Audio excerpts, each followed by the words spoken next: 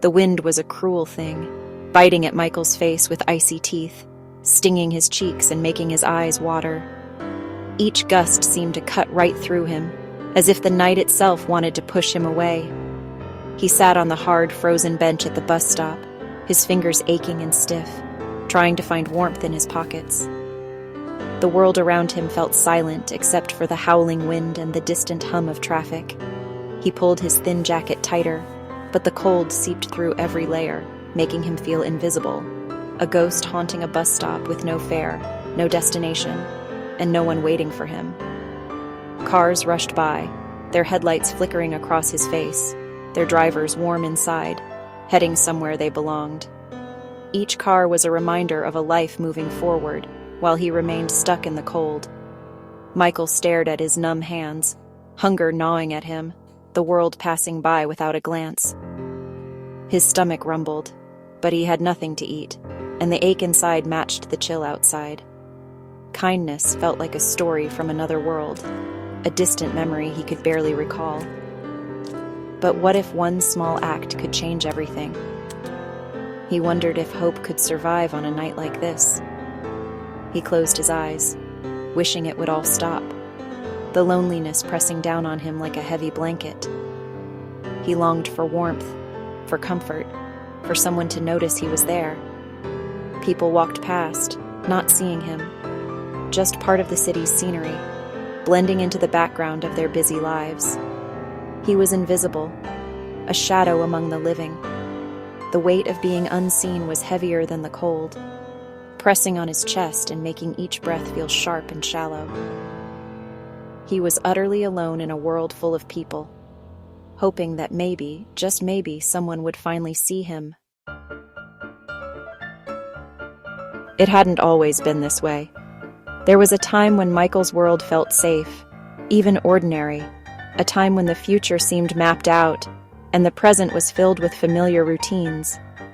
Michael once had a steady job in a warehouse, a small flat, and friends to meet at the pub.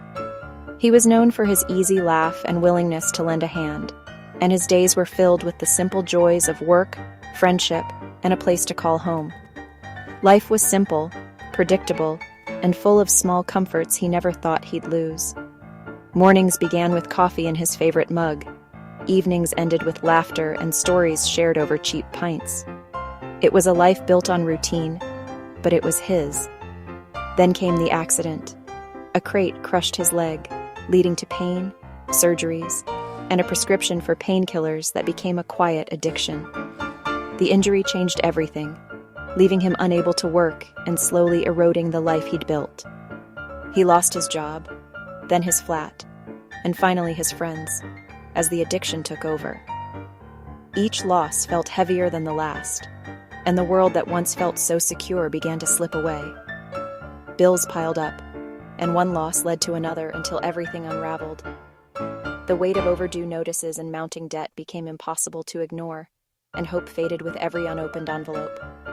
The man he used to be faded away, replaced by someone he barely recognized. In the mirror, he saw only shadows of the person he once was, haunted by regret and longing for a second chance. The chain reaction was swift and merciless. Each setback triggered another, and soon, the life he'd known was gone, replaced by a daily struggle to survive. Now all that remained was the cold, hungry man at the bus stop. Nights were long, and hunger gnawed at him, but the ache of loneliness was even sharper. The memory of his old life was painfully distant. Sometimes he would close his eyes and try to remember the warmth of friendship, the comfort of a home. But those memories felt like they belonged to someone else. He wondered if he'd ever find his way back. Even in the darkest moments, a small part of him still hoped for a new beginning, for a chance to reclaim the life he'd lost. As Michael sat in despair, the city lights flickered around him, casting long shadows on the empty street. The cold bit through his thin jacket, and the world felt impossibly distant, as if he were invisible to everyone passing by. A man in a smart coat stopped at the bus shelter, his polished shoes crunching softly on the frosty pavement. He He looked out of place among the night's loneliness, his presence unexpected. Michael braced for indifference, expecting the usual averted eyes or hurried glances. But the man, Jonathan, simply glanced at the bus schedule, then met Michael's eyes with quiet acknowledgement, as if recognizing his humanity without judgment. No pity, no fear, just a look that said, "I see you." In that brief moment, Michael felt a connection, a silent understanding that words could never express. Jonathan opened his briefcase, took out a thermos, a sandwich, and a small packet of cookies, as if he had prepared for this encounter without knowing it. He then removed his own woolen gloves, the kind that keep out the harshest chill, and held them for a moment, considering. Without a word, he placed them on the bench between them, pushing them gently toward Michael. The gesture was deliberate, filled with quiet respect. The silence was respectful, not awkward. It was as if both men understood that sometimes words are unnecessary.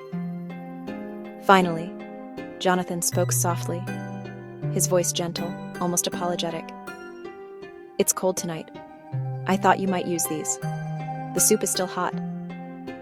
His words were simple, but they carried warmth. He closed his briefcase, nodded, and walked away, not waiting for thanks or recognition. His kindness was quiet, expecting nothing in return. He just gave and left. A simple act of compassion that lingered in the cold air, more powerful than any speech. Michael stared after him, stunned by the quiet kindness. He had grown used to being ignored, but this moment shattered that isolation. For the first time in ages, he felt seen. The warmth of the gloves and the hot soup was nothing compared to the warmth of being acknowledged. The silence lingered, filled with meaning. It was a silence that spoke of hope, of dignity restored, and of the quiet power of human connection.